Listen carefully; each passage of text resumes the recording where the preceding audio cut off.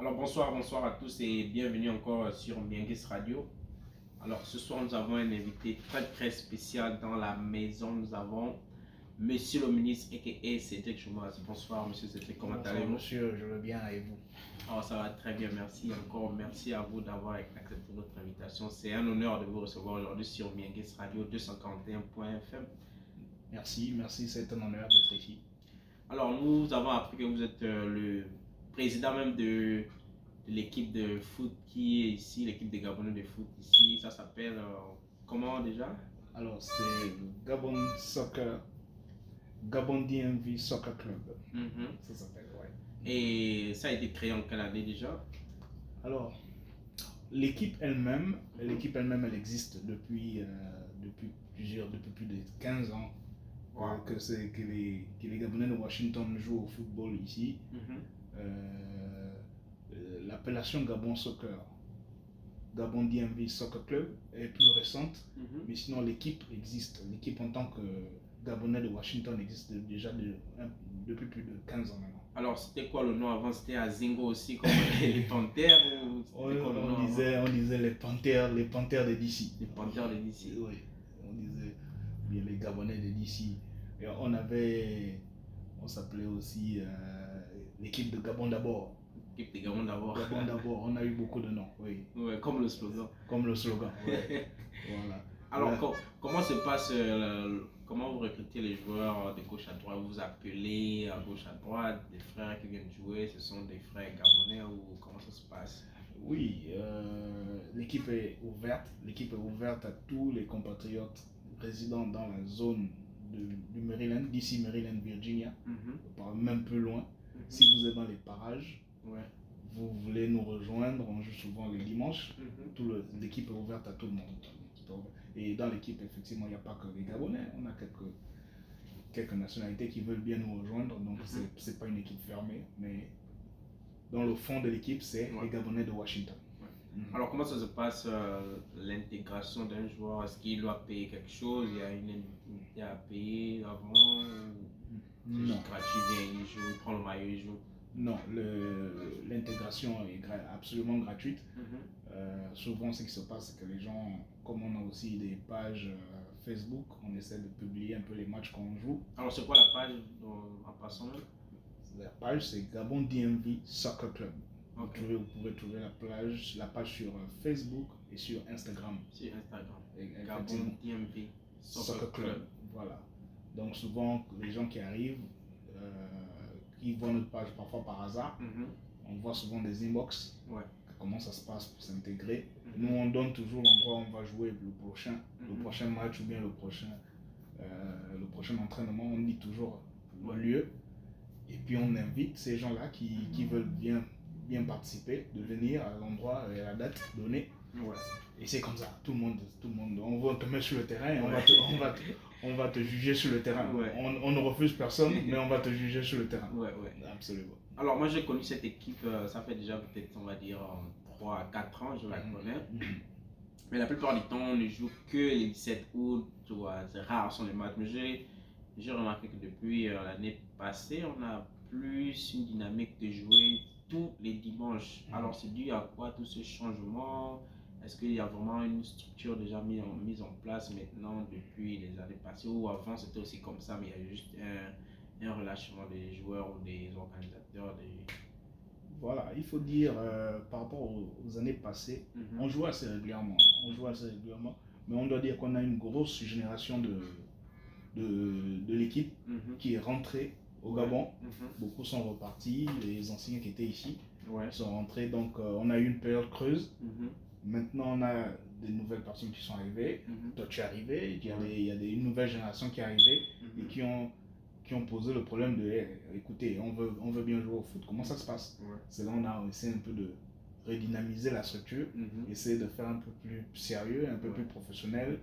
On a pris des séries de maillots, on a participé à des tournois, on continue à le faire. Donc, comme il y a la volonté des joueurs, il y a une nouvelle dynamique, c'est ce qui pousse un peu l'équipe en fait de revenir. Alors, c'est quoi l'objectif de l'équipe cette année? On a vu que l'année passée, c'était plus ou moins on va dire reconstruire l'équipe, rappeler les joueurs qui viennent porter les couleurs du pays. On a participé à une compétition, malheureusement on s'est arrêté en finale, ce qui n'est pas déjà mal après un retour, après plusieurs années. Mais c'est quoi les objectifs de l'équipe cette année? En fait, cette année, on voulait faire un peu la continuité. On a un peu recommencé l'année passée, comme tu dis. On a joué, on a commencé. Maintenant, cette année, on a voulu faire dans la continuité. On se connaît un peu plus. On se connaît un peu plus. On sait on connaît les rôles de chaque joueur. Donc, on voulait aller dans la continuité. Donc, l'été n'est pas encore fini. C'est vrai qu'on va vers le fall. Nous sommes en train de regarder nous recevons des invitations dans certains tournois, dans le Maryland, dans Virginia. Donc on verra quel tournoi on va jouer. Mais sinon, cette année, c'est un peu la continuité. Ce qui est bien, c'est qu'on se connaît déjà un peu mieux. On a un peu plus de joueurs, mais on doit garder le rythme de jouer au moins 1 ou 2 fois par mois ou 3 fois par mois. C'est ce qu'on essaie de faire. Mais je vois aussi que l'équipe a une très bonne dynamique. Alors ils ont parfois, on va dire, des défaites, mais c'est très bien de le mentionner ici que l'équipe, quand elle est bien en place, elle fait parfois toute une saison sans perdre de match. C'est quoi l'esprit d'équipe? Qu'est-ce que vous dites aux joueurs avant pour garder? D'abord, la première chose, c'est, comme on disait, on se connaît mieux. Donc, ça veut dire que les joueurs connaissent leur rôle sur le terrain. Donc, quand l'équipe est là au complet, souvent c'est les dimanches. C'est pas souvent évident d'avoir tout le monde. Les gens ont des occupations, mais quand on est là, quand tout le monde est là, on est quasiment imbattable. On est quasiment. Je me rappelle pas de la dernière fois qu'on a perdu avec l'équipe au complet. Donc, souvent, quand on perd, les rares défaites qu'on a, c'est quand on a un manque d'effectifs. À des positions clés, mais sinon quand notre équipe est là, on n'a pas de défaite. Donc qu'est-ce qu'on dit? Non, c'est l'équipe qui est là, c'est les joueurs qui connaissent leur rôle maintenant. Quand on est complet, on est imbattable. C'est la clé. Imbattable. Alors nous avons eu aussi le match de gala qui s'est passé ici à Silver Spring. Malheureusement, il y avait une défaite 4-2 c'était encore l'équipe contre laquelle on a joué. T2 FC. Alors, on va pas dire un manque de joueurs ou un manque d'effectifs et tout ça là, mais vous en tant que coach, est-ce que vous blâmez les joueurs qui ne sont pas venus ou les joueurs qui ne sont pas sur le terrain? Les joueurs qui ne sont pas sur le terrain n'ont pas donné le maximum d'eux. Alors, qu'est-ce qui s'est vraiment passé pendant ce match? Tout d'abord, on ne blâme jamais les joueurs qui ne sont pas présents. On s'occupe de l'équipe qui est présente. Donc, les responsables, c'était nous, c'était le coaching staff, c'était les joueurs qui étaient sur le terrain. On n'a pas joué à la mesure de nos talents.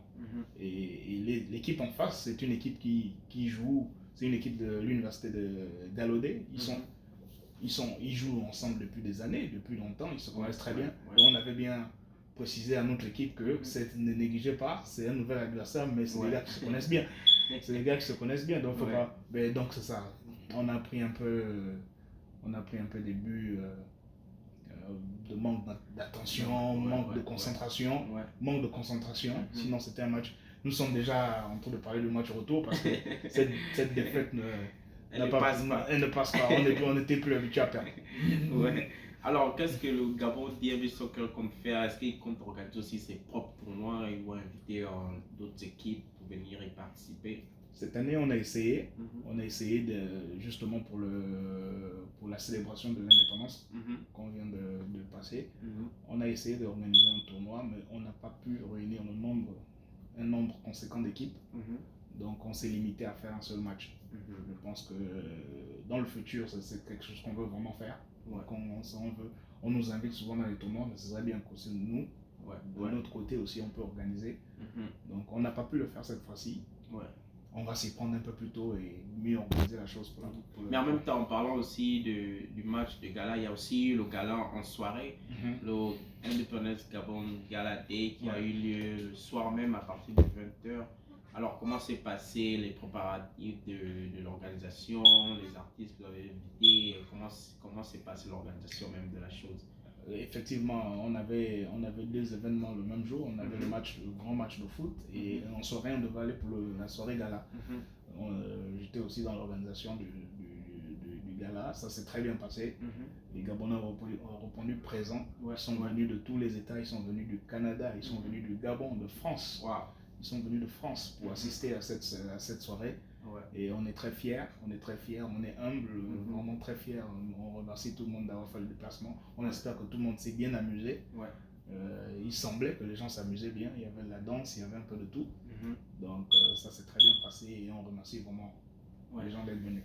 Mais on a aussi vu le Big Yaya Vicenzo à votre fête, mais c'est une tête d'affiche au Gabon. Mais comment vous avez fait pour avoir Yaya jusqu'au State? Une vraie star. Comment ça s'est passé? C'est le number one, c'est une vraie star. C'est les contacts avec Yaya Vich, comment il est arrivé, c'est quelque chose qui se prépare depuis longtemps. Depuis 2 ou 3 ans, on essaye d'organiser quelque chose qui vient d'ici. Ouais. Il le disait d'ailleurs dans ses sketchs, dans ses vidéos sur sa page. Il parlait que moi, ça y est, il appelait Oni Papalo, j'arrive aux États-Unis. Certaines personnes ont pensé que c'était juste des sketchs, mais non, en réalité, on travaillait dessus et pour le faire venir, et c'était réel. Et on l'a fait.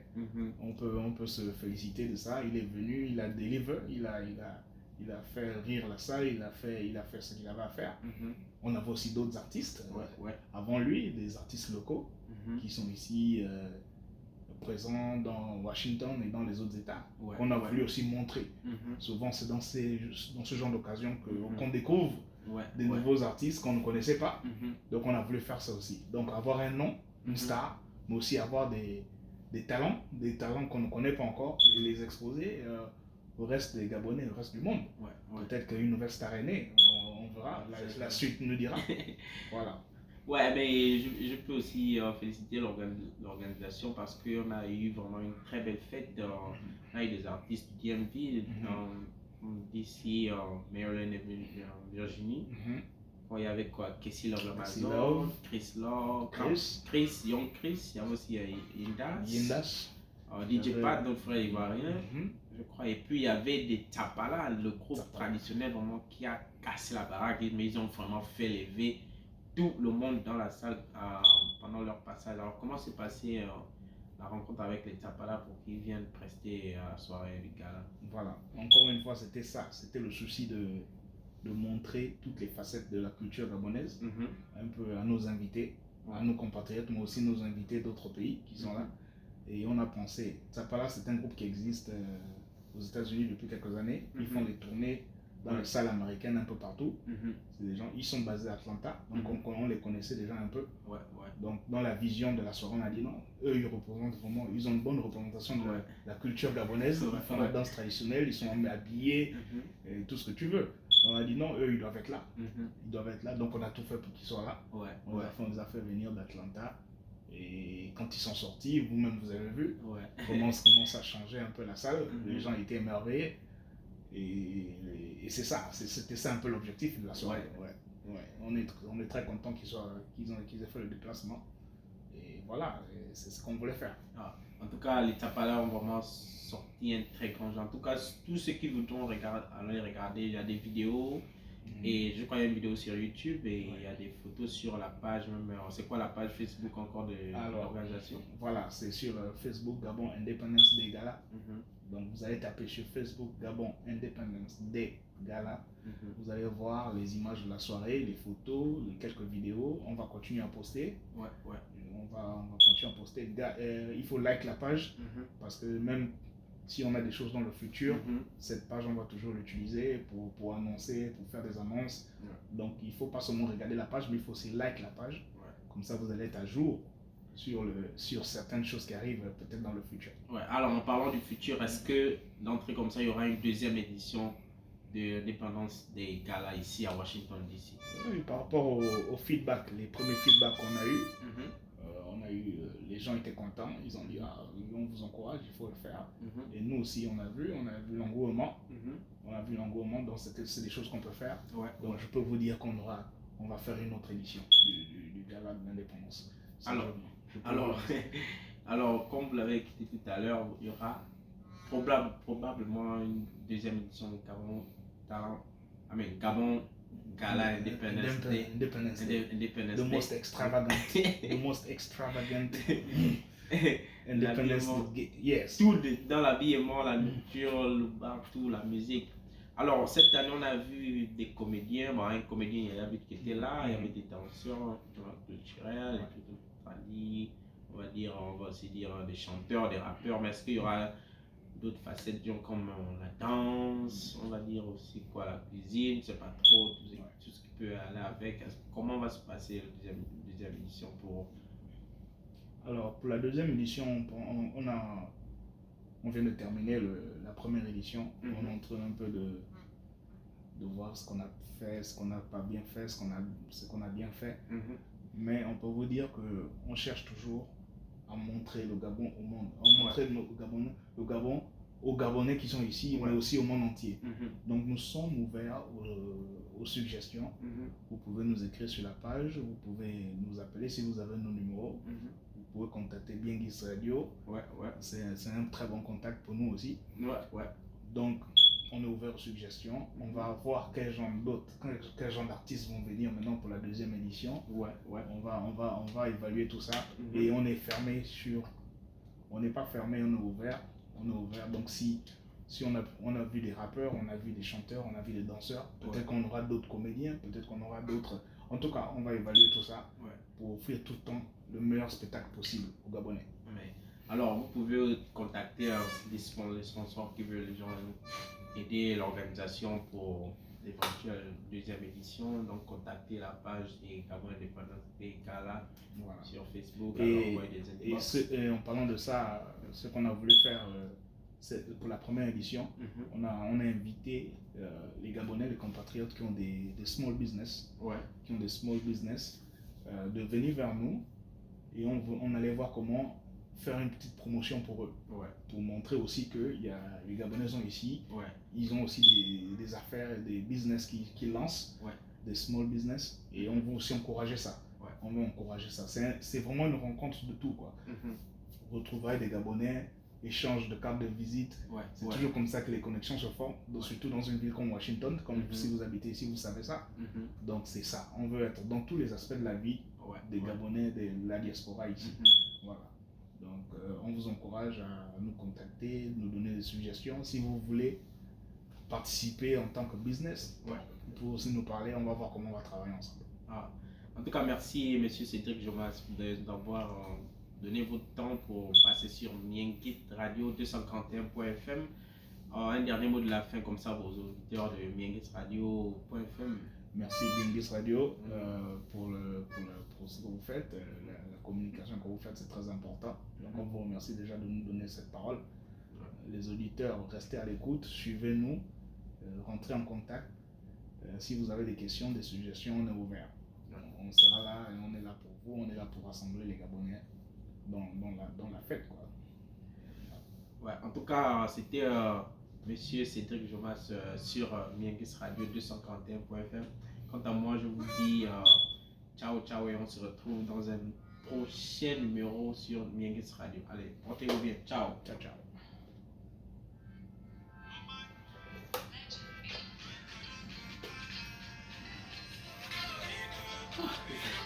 C'est passé. Oui, non, là c'est passé. Ça n'est pas aussi. Alors on avait fait mieux que l'autre.